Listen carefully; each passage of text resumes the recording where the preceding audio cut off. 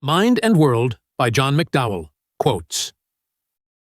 Mind and World by John McDowell presents an intricate exploration of the relationship between the mind and the external world, attempting to bridge the gap between our conceptual understanding and perceptual experiences. McDowell draws upon philosophical traditions from Kant and Hegel to argue that our experiences are not devoid of conceptual involvement, but instead are shaped by our active engagement with the world. This work addresses the dualistic pitfalls of modern philosophy, offering a perspective that allows empirical content to influence rational thought without slipping into a purely subjective or disconnected view. Through his critical discussion, McDowell aims to present a framework where the world and our thoughts about it are inextricably linked in a rational relationship. Quote 1. Thoughts without content are empty. Intuitions without concepts are blind. This quote from Kant, highlighted in McDowell's work, stresses the interdependence of concepts and sensory experiences, intuitions, in creating meaningful thoughts. Without content, thoughts become empty abstractions, disconnected from reality, while intuitions without the structure provided by concepts remain unintelligible. McDowell uses this to illustrate how thoughts require experiential input to be fully formed and meaningful, grounding Kant's philosophy in a modern discourse on the relationship between the mind and the world. Quote 2. The space of reasons is the realm of freedom. McDowell discusses the connection between reason and freedom, suggesting that engaging with concepts operates within the space of reasons, where individuals exercise autonomy through rational deliberation. By tying freedom to rationality, he explains that our understanding and judgments are shaped by the spontaneous and responsible use of concepts within the bounds of rational constraints. Freedom here is not unbounded, but aligned with logical and conceptual necessity. Quote 3. The myth of the given offers exculpations where we wanted justifications. McDowell critiques the philosophical stance known as the myth of the given, which suggests that non-conceptual, external inputs can justify empirical judgments. He argues that this view merely absolves us of responsibility, exculpation, rather than offering true rational justifications for our beliefs. In his view, justifications can only arise from within the conceptual sphere, and thus, the given cannot serve as the foundational source of empirical knowledge it is often thought to be. Quote 4. We cannot really understand the relations in virtue of which a judgment is warranted, except as relations within the space of concepts. This quote addresses the limitations of attempting to justify judgments by appealing to something outside the conceptual framework. McDowell insists that justificatory relations, such as inference or probabilification, must be grounded in conceptual relations. The idea that non-conceptual inputs could warrant judgments misunderstands the nature of justification, which requires a rational, conceptually articulated framework to function. Quote 5. The craving for external friction in our picture of spontaneity is not something we can satisfy in that way, by simply restricting the scope of spontaneity. McDowell explores the tension between spontaneity and external constraints in conceptual thinking. He argues that the desire to find a non-conceptual source of friction to limit spontaneity misunderstands the nature of conceptual capacities.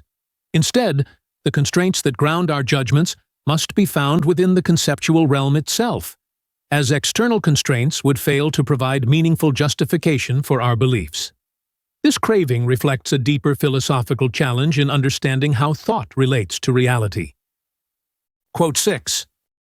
Davidson is clear that if we conceive experience in terms of impacts on sensibility that occur outside the space of concepts, we must not think we can appeal to experience to justify judgments or beliefs.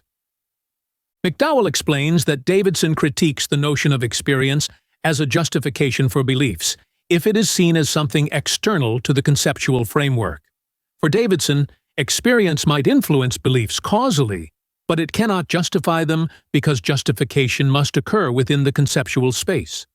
McDowell agrees with this rejection of external justification, but finds Davidson's solution unsatisfactory, as it removes the role of experience from rational deliberation entirely, leaving it merely as a causal influence.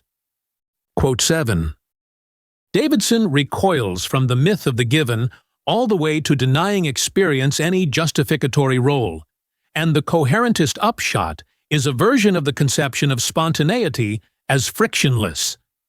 Here, McDowell highlights that Davidson, in trying to avoid the myth of the given, removes experience's role in justifying beliefs. This leads to a form of coherentism where thought is self-contained, but unanchored by any external friction from the world. McDowell critiques this as problematic because it eliminates the possibility of grounding thought in reality, turning empirical thinking into an unconstrained internal process without external input. Quote 8. The space of reasons does not extend further than the space of concepts to take in a bare reception of the given. McDowell points out that Davidson rightly rejects the idea that non-conceptual impacts, or the given, can justify beliefs. In this view, the justification for any belief must come from within the conceptual domain, from other beliefs or reasons, rather than from an external source. However, this creates a problem because it detaches our thinking from the external world, leading to a lack of connection between thought and reality. Quote 9. Coherentist rhetoric suggests images of confinement within the sphere of thinking, as opposed to being in touch with something outside it. McDowell critiques coherentism for creating a metaphor of confinement within thought, where beliefs only relate to other beliefs, without real-world contact. This image of confinement is unsettling because it implies that thought cannot truly connect to or be constrained by reality, which fuels the temptation to revert to the myth of the given in an attempt to re-establish such contact. Quote 10. The myth of the given expresses a craving for rational constraint from outside the realm of thought and judgment.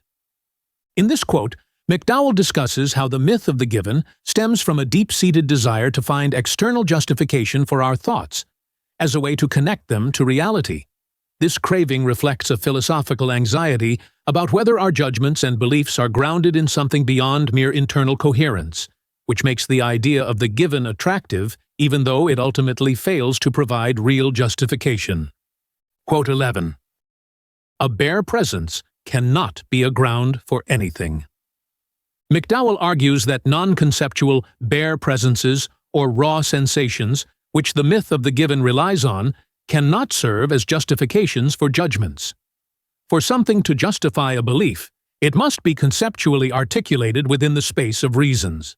This undermines the idea that external non-conceptual experiences could ground knowledge, as they do not fit within the framework of rational justification.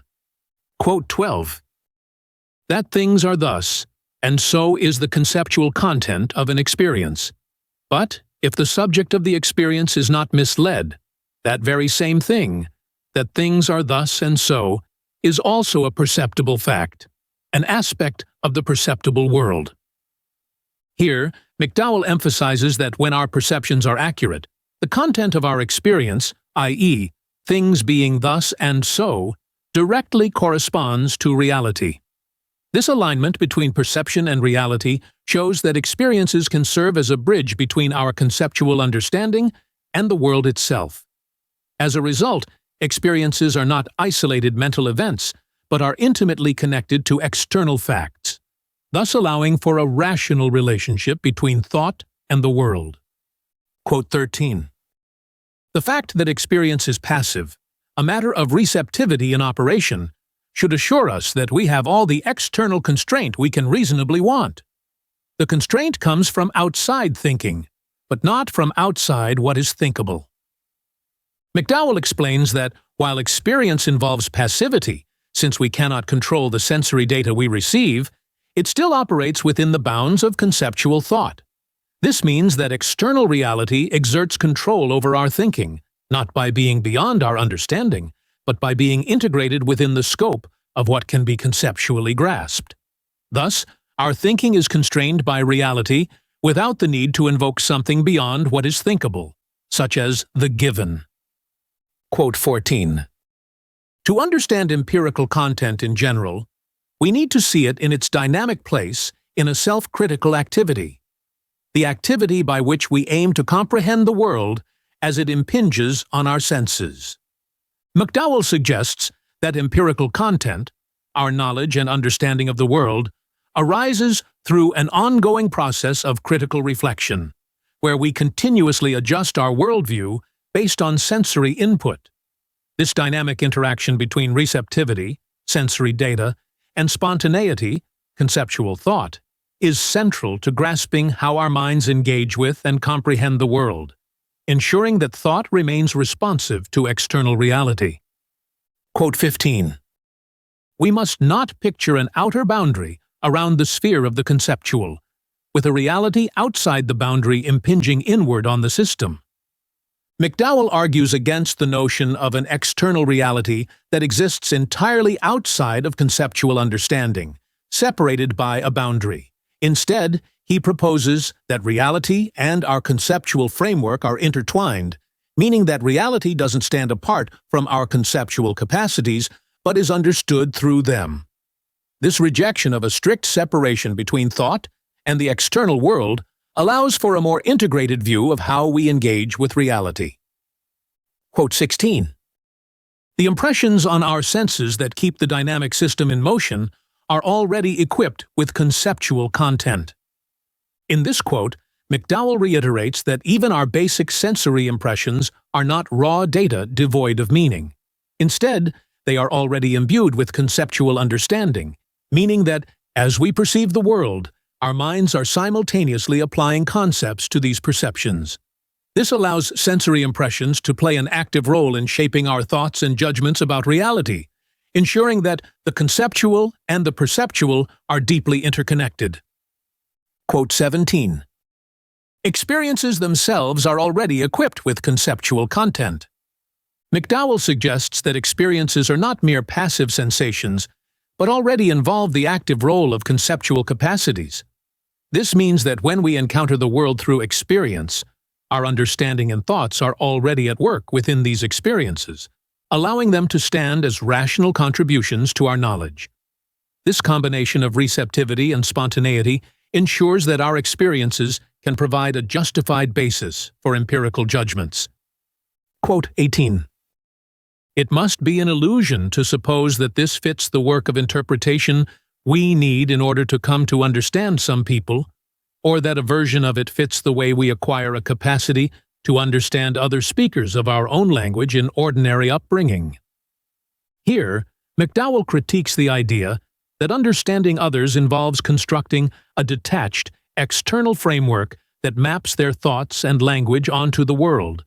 He argues that genuine understanding arises from participating in the same conceptual framework as the other person, not from a distant, sideways-on perspective. By sharing a conceptual space, we directly engage with the same reality they are interpreting, rather than needing to step outside it to comprehend their thoughts. Quote 19. We must not suppose that receptivity makes an even notionally separable contribution to its cooperation with spontaneity. McDowell asserts that we should not think of sensory experiences, receptivity, as something entirely separate from conceptual understanding, spontaneity. These two faculties operate together, and trying to distinguish them too rigidly would lead us back to the problematic idea of the given. Instead, our experiences must be seen as already intertwined with conceptual thought, ensuring that reality is something we rationally engage with, not something passively received without interpretation. Quote 20. But the idea of an end to inquiry is no part of the position I am recommending. McDowell clarifies that his view does not assume there will ever be a final, definitive understanding of reality that marks the conclusion of all inquiry. Instead, he sees the process of inquiry and the reflection on the concepts we use as ongoing, with no guarantee that we will ever fully capture the nature of the world. This reflects his emphasis on the continuous, self-critical nature of understanding and the perpetual responsibility we have in refining our concepts. Quote 21. The world itself must exert a rational constraint on our thinking. This statement underlines McDowell's insistence that reality imposes a rational influence on our thoughts, rather than being something entirely separate from our conceptual framework. He argues that our thinking must be answerable to the world itself, and this rational constraint ensures that our judgments are about something real, not merely self-contained mental exercises. This view rejects the notion of a closed conceptual system disconnected from external reality. Quote 22. Experiences are impressions made by the world on our senses, products of receptivity, but those impressions themselves already have conceptual content. McDowell argues that experiences, while passive and shaped by sensory inputs from the external world, are inherently conceptual. This means that the moment we have an experience, our conceptual capacities are already at work, interpreting and organizing these sensory inputs into a meaningful framework. Thus, the conceptual and the experiential are inseparable, allowing us to make sense of the world immediately, without requiring an additional step of active judgment to transform raw data into concepts. Quote 23. According to the picture I have been recommending, the content of a perceptual experience is already conceptual. McDowell insists that perceptual experiences themselves contain conceptual content, challenging the view that judgment introduces conceptual elements only after experience. In his view, experiences are not separate from our conceptual understanding. They are already structured by the same conceptual framework we use to make judgments. This conceptual content allows experiences to contribute directly to knowledge without requiring a transition from non-conceptual to conceptual states. Quote 24. To acknowledge the required external constraint, we need to appeal to receptivity. McDowell emphasizes that in order to avoid the idea that thinking is a closed, self-contained system, we must recognize the role of receptivity, which allows the external world to impose constraints on our thoughts. However, this receptivity must be understood as being intertwined with conceptual capacities, ensuring that external constraints are rational, not merely causal. This conception avoids the problem of the given, while still ensuring that thinking is in touch with reality. Quote 25. It is essential to conceptual capacities, in the demanding sense that they can be exploited in active thinking that is open to reflection about its own rational credentials. McDowell explains that conceptual capacities are not merely passive abilities, but are active and reflective. These capacities are capable of self-criticism, constantly examining their rational foundation. This is crucial to the nature of conceptual thought, because it ensures that our thinking remains dynamic, open to revision and grounded in reason, rather than being rigid or mechanical. Quote 26. But though her conception of the circumstance does not come at it exclusively through the awareness that is the inner operation of sensibility, the circumstance is nothing other than the operation of sensibility itself. McDowell explores the idea that while a person can understand their inner experiences, such as pain, conceptually, these experiences are not entirely separate from their sensory awareness. The conceptual understanding of an experience, like recognizing pain as pain, is grounded in the immediate sensory experience of it. This tight connection between sensibility and conceptualization underscores his broader argument that the two faculties are deeply integrated. Quote 27. The way I am exploiting the Kantian idea of spontaneity commits me to a demanding interpretation for words like concept and conceptual. McDowell draws on Kant's notion of spontaneity to explain that conceptual capacities involve active engagement with the world and are not limited to passive representations. His interpretation of concept and conceptual is rigorous, as it implies not just the ability to apply concepts in perception, but also the reflective, self-critical use of concepts in judgment and understanding. This places heavy demands on how we define and understand conceptual content. Quote 28. When Evans suggests that our repertoire of color concepts is coarser in grain than our abilities to discriminate shades, and therefore unable to capture the fine detail of color experience. What he has in mind is the sort of conceptual capacities that are associated with color expressions like red, green, or burnt sienna. McDowell explains that Evans argues our conceptual understanding of color, expressed through general terms like red or green, is less detailed than our perceptual experience of color, which can differentiate between finer shades. Evans believes that these finer distinctions in experience cannot be fully captured by the conceptual terms we possess. However, McDowell challenges this, suggesting that the ability to recognize and express even the subtlest shades of color conceptually, through demonstrative terms like that shade, indicates that conceptual capacities can indeed match the precision of perception.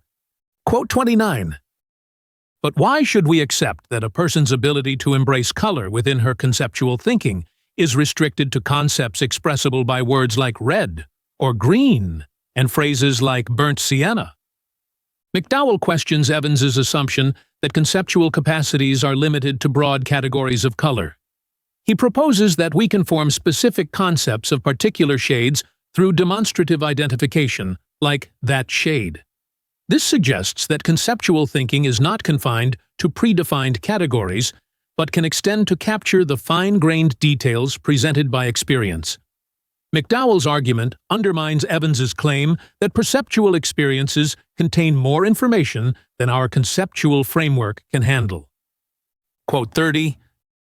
Evans thinks intuition and concept, dualistically conceived, need to be shared out between experience and judgment. McDowell points out that Evans divides the roles of intuition and concepts between perception and judgment, assuming that perception operates with non-conceptual content, while judgment involves conceptual content. McDowell criticizes this dualism, suggesting that it creates an artificial separation between perception and thought. He believes that this division is unnecessary, as conceptual capacities can be involved in perception itself, allowing for a unified account of how we engage with the world. Quote 31. Evans is here insisting that the active business of making up one's mind is the proper context in which to place conceptual capacities, and that is something I have been urging throughout these lectures. McDowell recognizes that Evans shares the view that conceptual capacities are connected to the active process of thinking and judgment. However, McDowell disagrees with Evans's conclusion that this connection means perceptual experiences must lack conceptual content. McDowell believes that conceptual capacities can also be present in passive experiences, not just in the active exercise of judgment, thus bridging the gap between perception and conceptual thought. Quote 32. What ensures that it is a concept is that the associated capacity can persist into the future, if only for a short time, and that, having persisted, it can be used also in thoughts about what is by then the past. McDowell emphasizes that conceptual capacities, like recognizing a specific shade of color, can persist beyond the immediate experience. Even after the experience ends, we retain the ability to think about it, showing that these capacities are genuinely conceptual and not merely tied to the moment of perception. This persistence distinguishes conceptual thinking from mere sensation and demonstrates the continuity between perception and thought. Quote 33. Our perceptual sensitivity to our environment is taken up into the ambit of the faculty of spontaneity, which is what distinguishes us from them. McDowell argues that what sets humans apart from animals is not that we possess additional faculties beyond basic perception, but that our perceptual experiences are integrated into the realm of spontaneity, our capacity for rational thought and reflection. While animals may share perceptual sensitivity with us, our experiences are shaped and enriched by our conceptual capacities, allowing us to engage with the world in a distinctively rational way. Quote 34. Judging is an active employment of capacities that empower us to take charge of our thinking. McDowell emphasizes that when we make judgments, we actively engage our conceptual capacities, exercising control over our thoughts. This introduces a sense of freedom and spontaneity into our thinking, as we are not merely reacting passively, but actively shaping our understanding of the world. This view of judgment as an active process underscores the importance of recognizing the role of rationality and reflection in our cognitive experiences. Quote 35.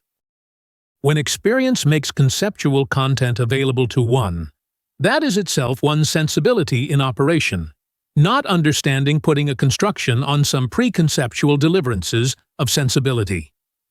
Here, McDowell argues that our sensory experiences are not merely raw data that we later interpret with our understanding. Instead, he claims that the very act of experiencing involves the use of conceptual capacities. This means that perception itself is already structured by understanding, and we do not need to apply concepts after the fact. Our sensibility is thus inherently intertwined with conceptual content. Quote 36. If we are to avert the threat of emptiness, we need to see intuitions as standing in rational relations to what we should think, not just in causal relations to what we do think. McDowell stresses that for our thoughts to be meaningful, our sensory experiences, or intuitions, must have a rational connection to our thinking. It is not enough for experiences to merely cause thoughts. They must also provide reasons for our beliefs. Without this rational link, our thoughts would be empty, lacking any real content or connection to the world. Quote 37. Davidson thinks a merely causal, not rational linkage between thinking and independent reality will do as an interpretation of the idea that empirical content requires friction against something external to thinking. But it will not do. McDowell critiques Davidson's position that a causal connection between thought and reality is sufficient to account for empirical content. He argues that this view fails because it neglects the need for a rational relationship between our thoughts and the world. A merely causal connection would not provide the necessary friction that gives our thoughts content and makes them responsive to reality in a meaningful way. Quote 38. Evans is right, as against Davidson, in the implicit belief that motivates this view. If thoughts are not to be empty, that is, if they are to be thoughts at all, they must be rationally responsive to intuitions. McDowell agrees with Evans's belief that for our thoughts to have content and not be empty, they must be based on our sensory experiences or intuitions in a rational way. This means that our thoughts must be responsive to what we perceive in the world, ensuring that they are grounded in reality rather than floating free as mere abstract concepts. This connection between perception and thought is crucial for maintaining meaningful empirical knowledge. Quote 39. If we see no possibility here, we are forced to suppose intuitions must be constituted independently of the understanding, by the senses responding naturally to the world's impacts on them.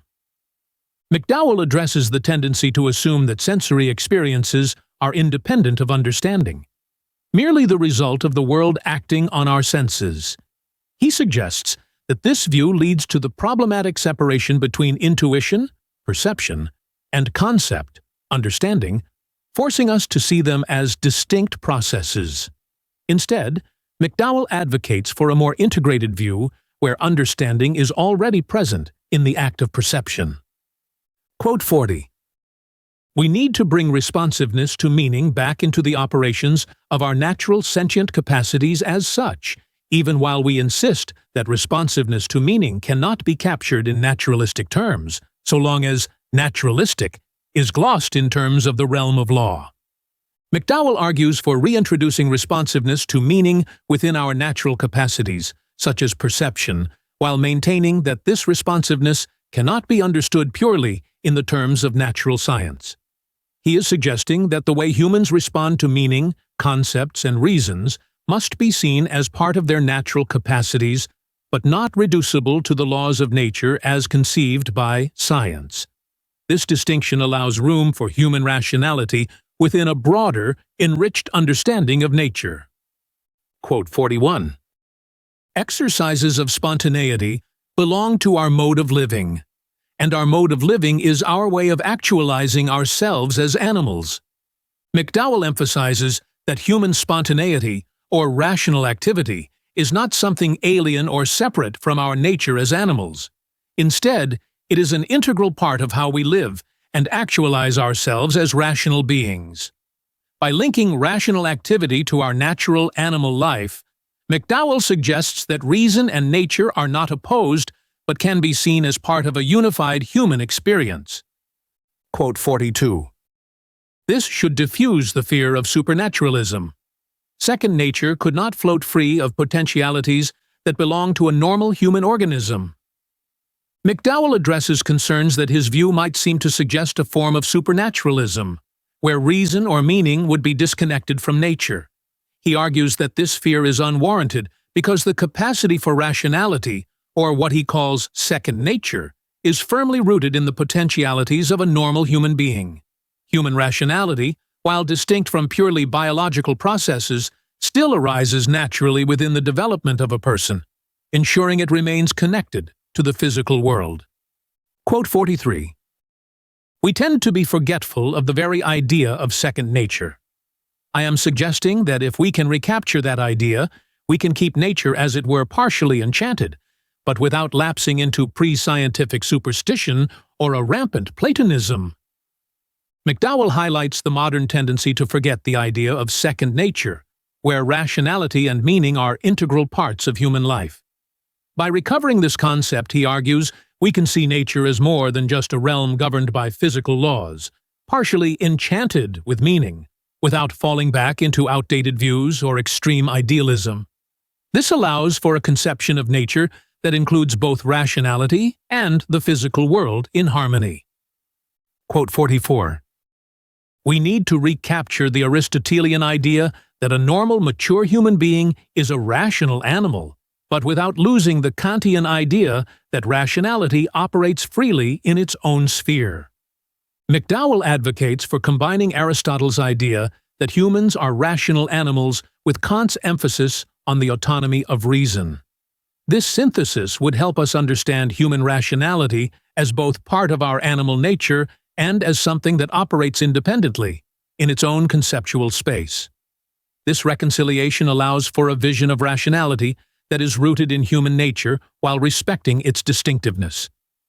Quote 45. If we want to combine avoiding the problems with a more substantial acknowledgement of them, we need to see ourselves as animals whose natural being is permeated with rationality, even though rationality is appropriately conceived in Kantian terms. McDowell proposes a middle ground where we acknowledge that human beings are animals, but animals whose nature is suffused with rationality. By adopting Kant's view of rationality as autonomous, we can understand human beings as creatures whose animal nature includes reason, without falling into reductionism or denying our natural roots. This view preserves the integrity of both our rational and natural aspects. Quote 46. The structure of the space of reasons cannot be reconstructed out of facts about our involvement in the realm of law. It can be the framework within which meaning comes into view only because our eyes can be opened to it by Bildung. McDowell argues that the structure of meaning, or the space of reasons, is not something that can be derived from the physical or causal laws of nature. Instead, our understanding of meaning is something we acquire through education and socialization. This process of Bildung allows us to access and engage with the world of meaning, which operates on a different level than the natural laws governing physical phenomena. Quote 47. Intentions without overt activity are idle, and movements of limbs without concepts are mere happenings, not expressions of agency. McDowell draws a parallel to Kant's famous remark about thoughts without content and intuitions without concepts. He suggests that, similarly, intentions that do not lead to action are meaningless, and physical movements that are not guided by rational intention are just events in nature, not true actions. This underscores the idea that human agency involves both intention and the meaningful direction of physical actions through the use of concepts. Quote 48. This withdrawal of agency from nature, at any rate from the ordinary nature in which the movements of our bodies occur, strains our hold on the idea that the natural powers that are actualized in the movements of our bodies are powers that belong to us as agents. McDowell critiques the philosophical tendency to separate human agency from the physical movements of the body. He argues that this creates a problematic division, where bodily actions are no longer seen as expressions of our agency, but as mere physical events. This withdrawal of agency into an internal realm diminishes our understanding of ourselves as embodied agents who act in the world. Quote 49.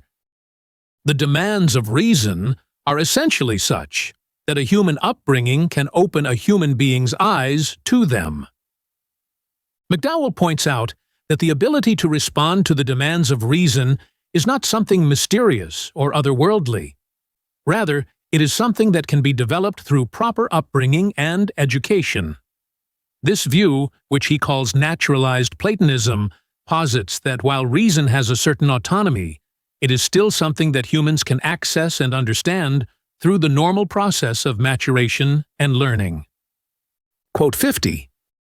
The autonomy of meaning is not inhuman, and that should eliminate the tendency to be spooked by the very idea of norms or demands of reason.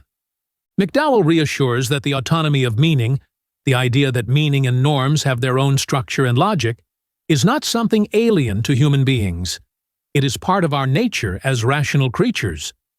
Once we recognize this, there is no need to feel mystified or threatened by the existence of norms or the demands of reason. They are part of the human condition, deeply intertwined with our capacity for rational thought and action. Quote 51. Our nature is largely second nature, and our second nature is the way it is not just because of the potentialities we were born with, but also because of our upbringing, our Bildung. McDowell highlights that much of our nature as human beings is shaped by education and upbringing. This second nature, which includes our rational and conceptual capacities, is developed through the social and intellectual environments we are exposed to. It is not purely biological, but involves a process of learning and maturation that allows us to engage with the world meaningfully. Quote 52. Spontaneity must structure the operations of our sensibility as such. McDowell explains that for our experience to be truly meaningful and connected to reality, the active role of reason, spontaneity, must be involved in shaping our sensory experiences, sensibility. He suggests that Kant recognized this, but could not fully integrate it into his philosophy, which led Kant to place the connection between concepts and experiences in a transcendental realm. McDowell sees this as an insight, though expressed in a problematic framework. Quote 53. What results from this devaluation of tradition is an outlook in which individual reason is sovereign. McDowell critiques the modern tendency to reject tradition, leading to the idea that reason must operate independently of any historical or cultural context. He argues that this shift creates a strain on our understanding of reason, particularly its connection to the external world. By distancing reason from tradition, we also risk losing the idea that reason is influenced and shaped by our engagement with reality. Quote 54. The wider context makes it possible to understand that the first person, the continuing referent of the I in the I think that can accompany all my representations, is also a third person, something whose career is a substantial continuity in the objective world. McDowell explains that self-consciousness, or the awareness of oneself, involves not just a subjective perspective, but also a recognition of oneself as an objective entity in the world. This connection between first-person and third-person perspectives allows us to understand the self as both a subjective point of view and an entity that persists and acts within the physical world. Quote 55. If we insist on supplying this self-awareness with an object, we can locate the object in the world only geometrically, as a point of view.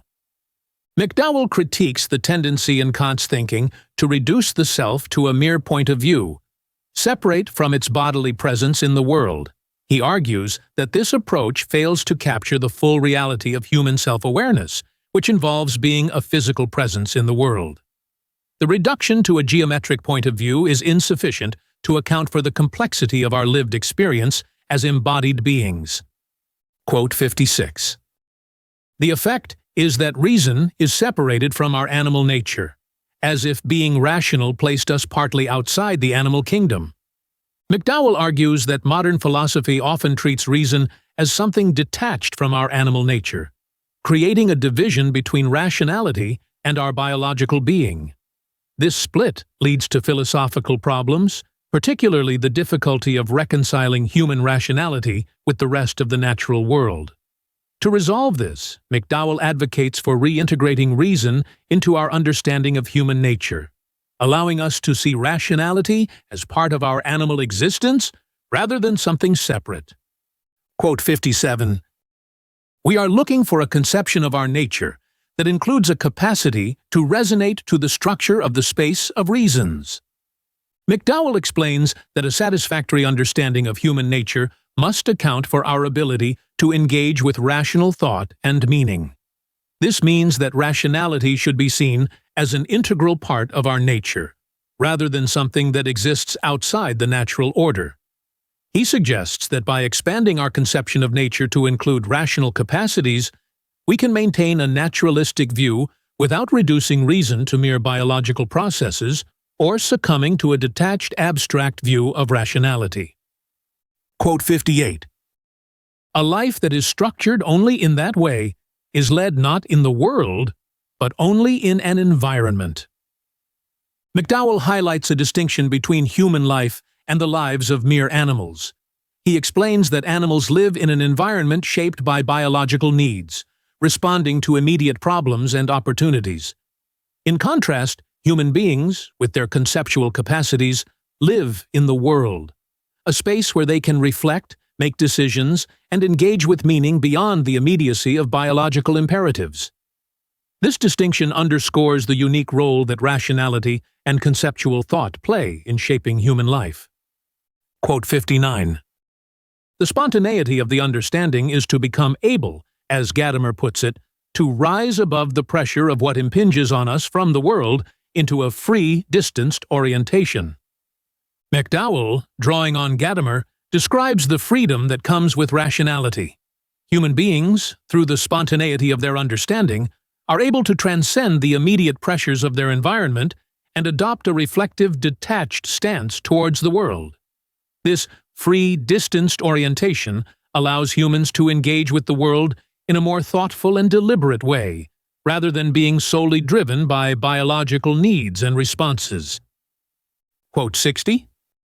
For a perceiver with capacities of spontaneity, the environment is more than a succession of problems and opportunities.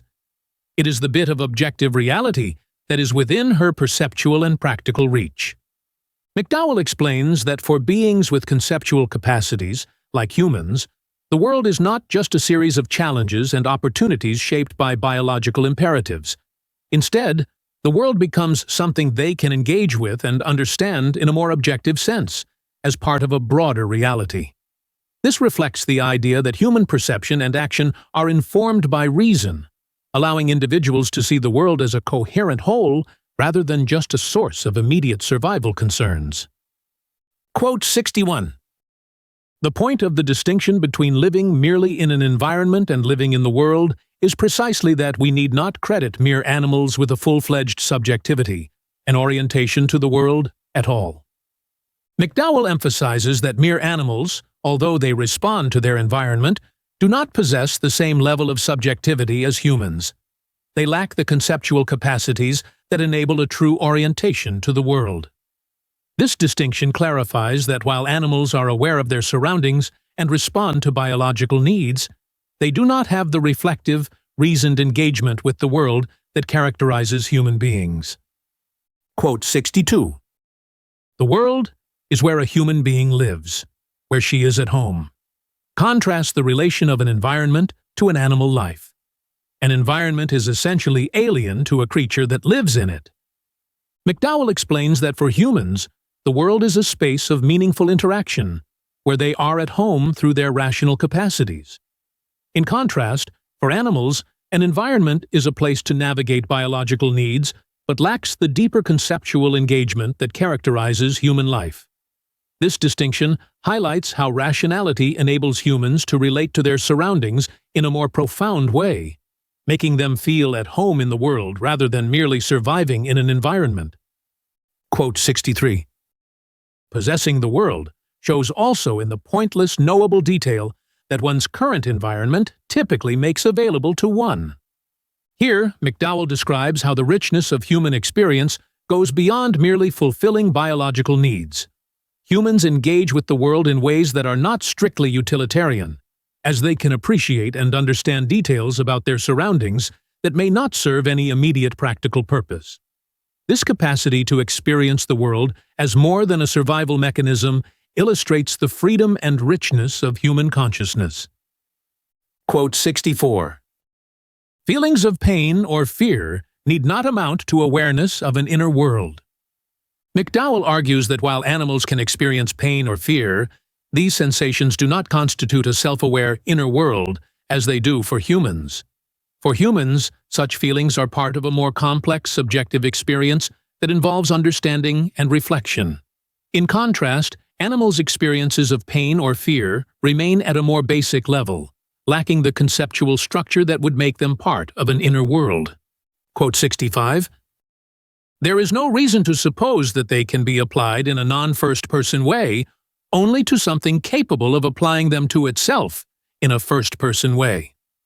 McDowell explains that sensations like pain and fear can exist in animals even though they lack the ability to conceptualize these experiences in a first-person perspective, as humans do.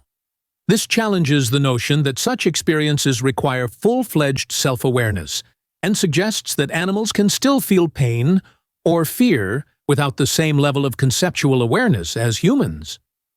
Quote 66. Delineating the contours of a subjectivity and delineating the contours of a proto-subjectivity are two tasks of much the same kind. They differ only in that they involve two different modes of orientation to the world, and so two different sorts of content. McDowell draws a distinction between full subjectivity, which humans possess, and proto-subjectivity, which animals have. Both involve some level of engagement with the world, but proto-subjectivity lacks the conceptual depth and reflective capacity that characterize human thought. Animals have a more basic, biologically driven form of awareness, while human subjectivity includes a more complex, rational orientation toward the world. Quote 67. Saying that bats can locate prey or cave walls by sonar can be part of such an answer in the case of bats, in much the way saying that the vision of cats is sensitive to green and blue but not red can be part of an answer in the case of cats. McDowell compares different sensory experiences of animals to illustrate that while we can understand how animals navigate the world through their senses, this does not mean they have the same kind of conscious awareness humans do. By understanding the biological imperatives that guide animal behavior, we can grasp their mode of living without attributing to them a fully conceptualized experience of the world, as we do with human subjectivity. Mind and World by John McDowell provides a nuanced perspective on the interplay between perception, understanding, and reality, insisting that conceptual capacities are already in operation in our sensory experiences. By rejecting the extremes of idealism and empiricism, McDowell situates our understanding as an active, rational engagement with the world, rather than as a detached analysis of sense data. This synthesis respects both the independence of reality and the necessity of conceptual involvement in perception, ultimately proposing a balanced view that redefines how we are situated in the world.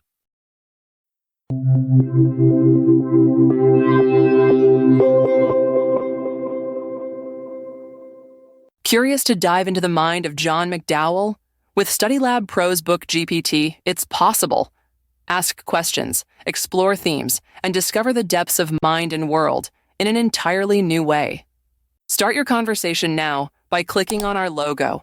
And if you're hungry for more educational content, subscribe to our channel to keep discovering, learning, and growing.